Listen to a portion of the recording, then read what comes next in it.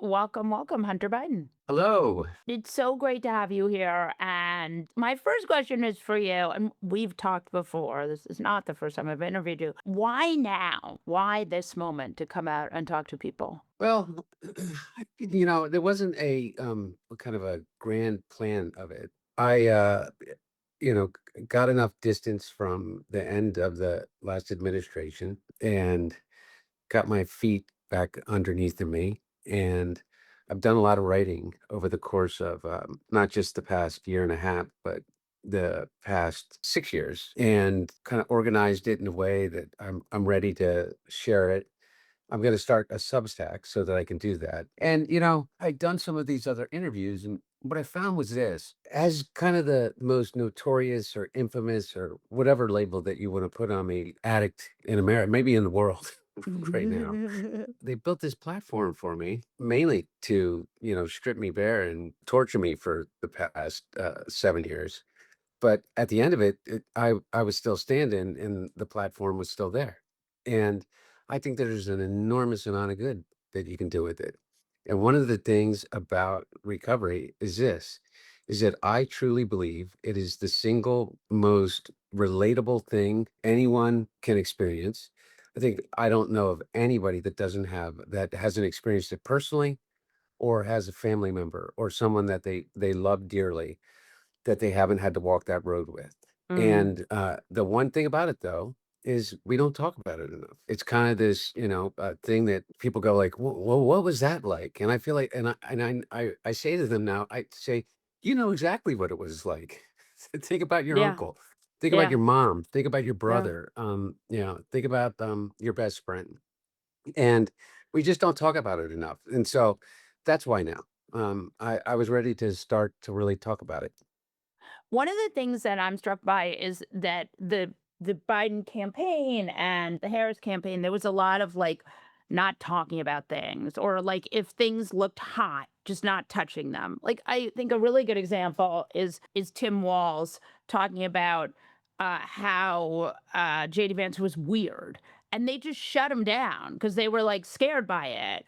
One of the things that I'm struck by is like you tweet and people really connect with it. You had basically a decade where nobody let you talk at all or defend yourself.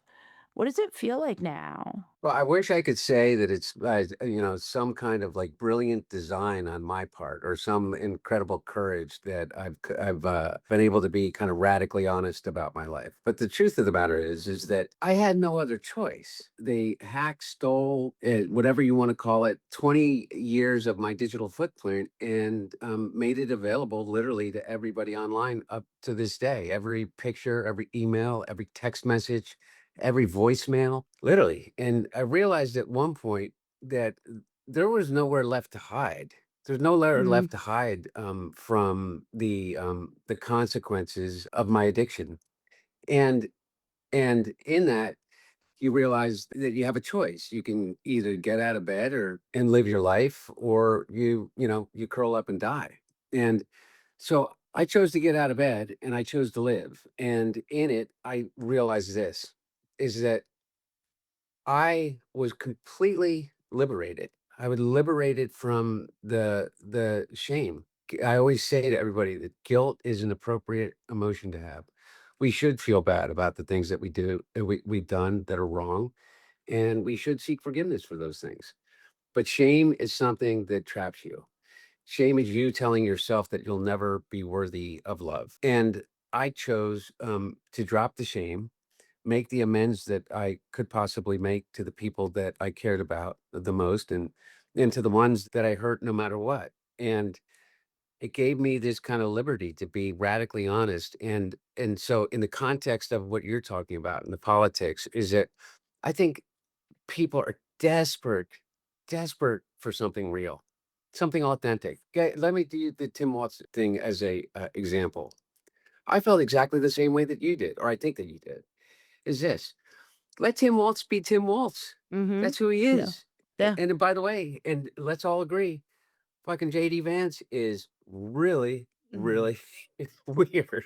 He's really weird. Yeah. And so I didn't get it either. And but you know this, is that, you know, political campaigns and you have all these, smart guys that, that take credit for, winning and walk away from the responsibility when they lose and come back to give their sage wisdom to the next candidate is I don't think that they get it. I think that people, particularly the American people, can sniff a lack of authenticity, to put it the nicest way. I felt furious on behalf of you guys towards the consultant class. Here's one of my theories is that my dad got old because that's how time works. It wasn't like it was a surprise that they elected someone who was 78 years old. It was not like a surprise that people, as they get old, particularly, at that age,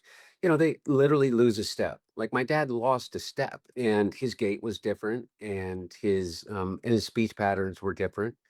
And that, as everybody, and this is what I always say to everybody, and your own personal experience with your mother, your father, your grandparents, is that that does not mean per se that there is a cognitive decline. But instead of embracing it, I think that they tried to kind of obfuscate it. And Yeah. the one thing Dad could never afford, in my opinion, was to not always embrace his greatest strength, which was his authenticity. Everybody knew what they were getting with Joe Biden.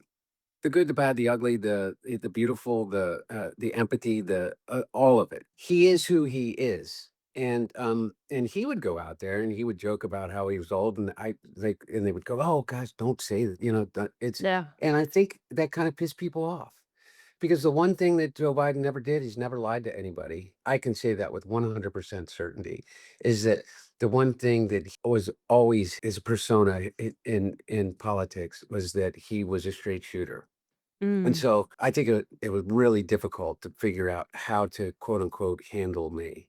And I chose to just step back, which was one of the hardest decisions that I ever made, just as a son, because I was always there, my brother and I, in terms of being a part, not as a business, not in a way that I would, policy related stuff, but just to be there, to be of support, to be someone to lean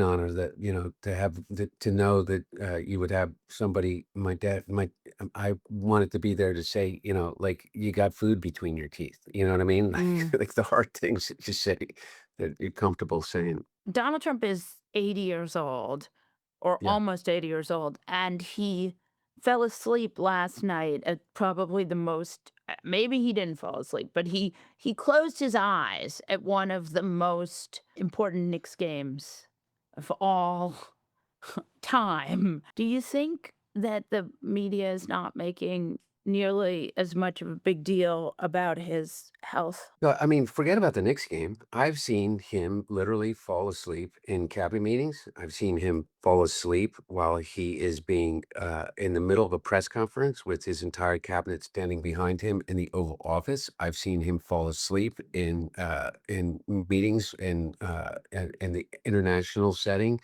I have seen him say things that were so, I hate this word, unhinged, because what the hell does that mean? Right. So absurd and wrong. I saw him point to, the Declaration of Independence and say and refer to it as if it was the Constitution. Yeah. I have seen him do things that would make anyone think that he's lost his mind. I think the media has been so intimidated by him. I really do. I think that people think, "Oh, these, defamation lawsuits and things like that," but just look. I mean, look, take ABC as an example. Um, Capitulating.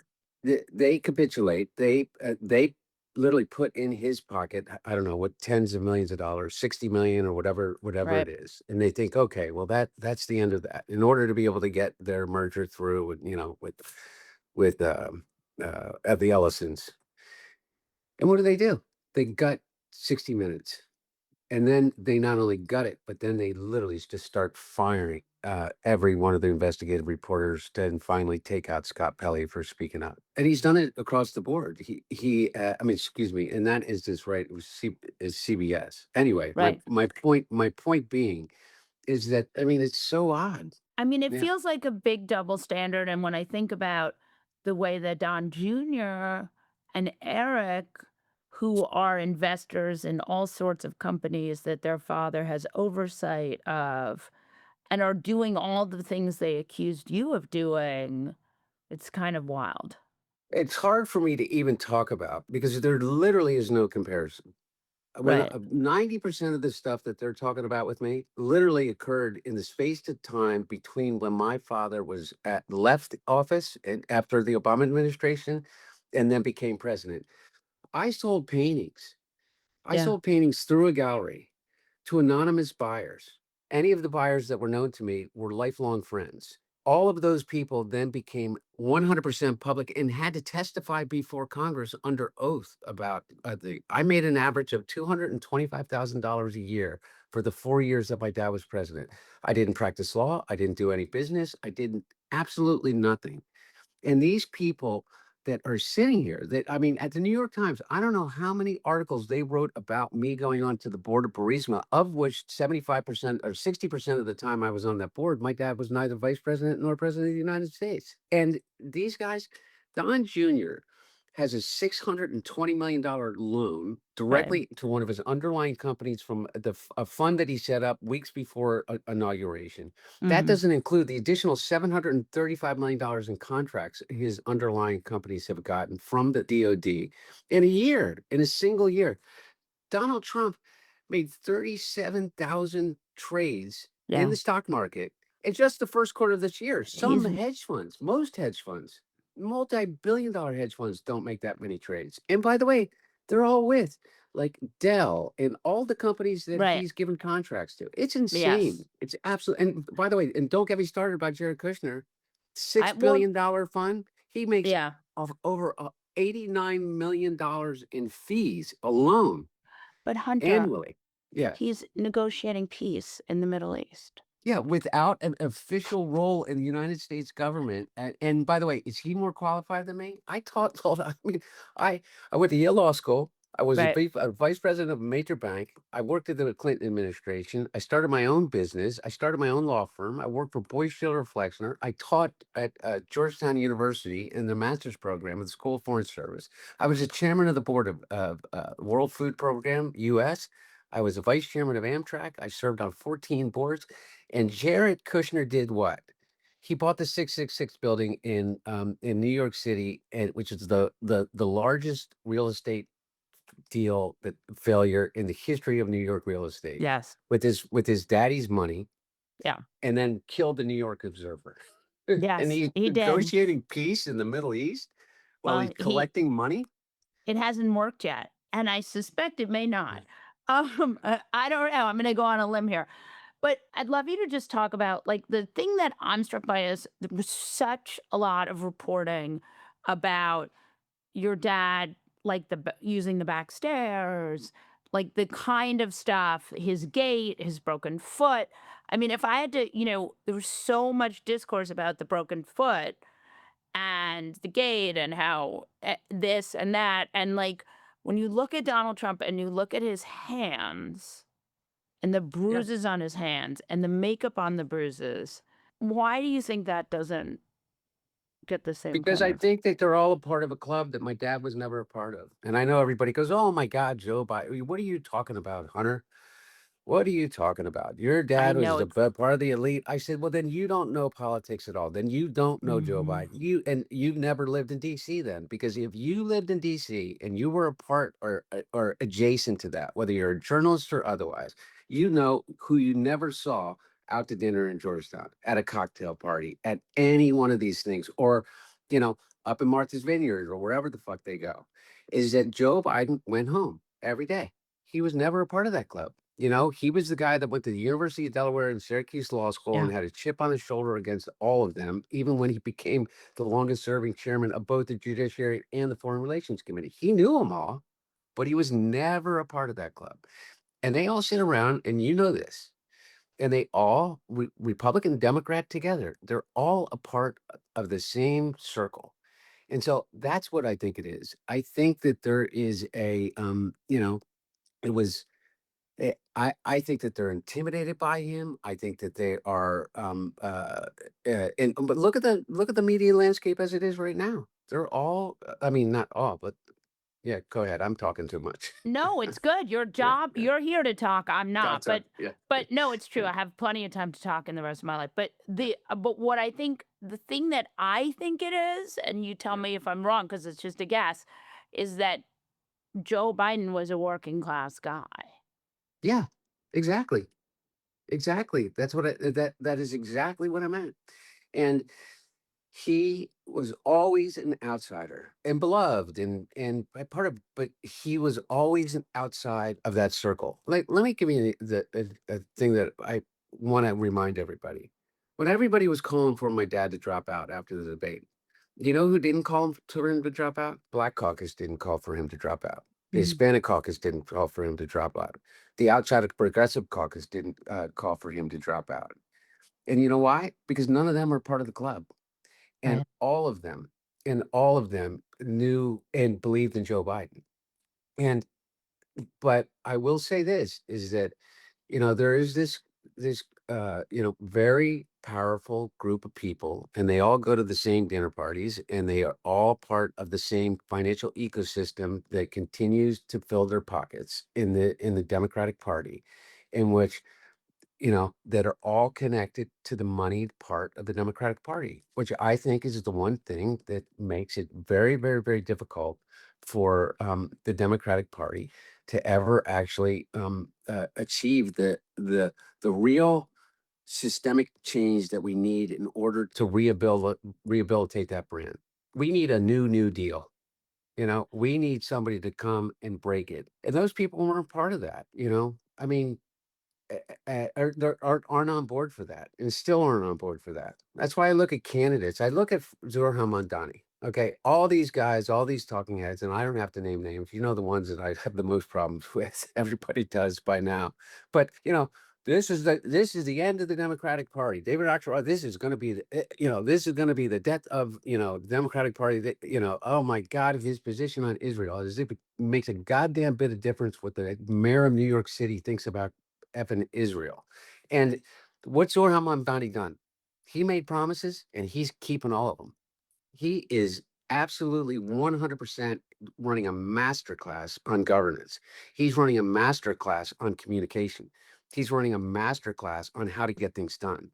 And meanwhile, what are we doing? We're now eating our own in terms of people that are stepping out and talking about, things like universal health care. Whatever label that you want to put on it, 70% of the American people believe in that. But for Mm. somehow, by the corporatists in our party, we're still, kind of convinced that, that there's a middle way here. There's not. And so I think that more than anything, is that it's time that we kind of usher out some of that the moneyed power inside the party. You kind of become a little bit of a populist hero. Like your attitude is much more the attitude that a lot of people in the party would like to see in their politicians. It makes me think that there was someone who was giving your dad some bad direction. If you were to, I mean, are there people in the inside who were giving him bad advice, you think? Like consultants? I really don't know to be able to speak to that in terms of it, because at the end of the day, the truth of the matter is that regardless of the advice, my dad is the first person to say this, is the responsibility is his, and I am incredibly proud of the record that the Biden administration had. They got more legislation passed in a 4 year period of time than any president since Lyndon B. Johnson in 4 years. They had a better midterms than any Mhm. incumbent president than any president since Franklin Delano Roosevelt. He was able to rebuild NATO and actually add to it for the first time in 60 years with Finland and Sweden. And so his presence on the global stage, the things that he did, but in terms of communication, yeah, I mean, it was an abysmal failure. And one of the things that is the most important thing that a president does is the bullhorn for the country. And I just think that they had a really poor communications plan. And by the way, we're Democrats.